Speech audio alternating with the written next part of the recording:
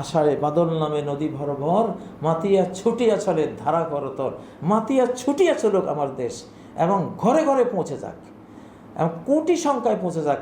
রব্বুল আলমের কাছে আমি এই দোয়া করি।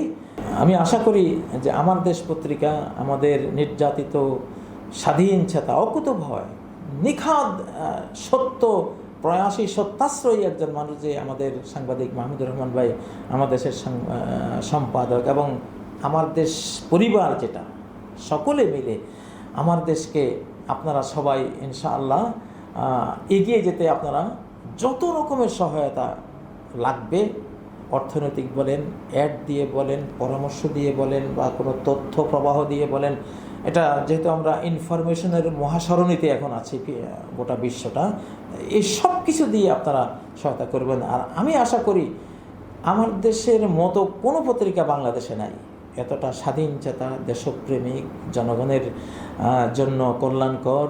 তো এই পত্রিকাকে আল্লাহ সবার ঊর্ধ্বে তুলে দেন, সবার চেয়ে বেশি এর যাতে পাঠক এটার হয়।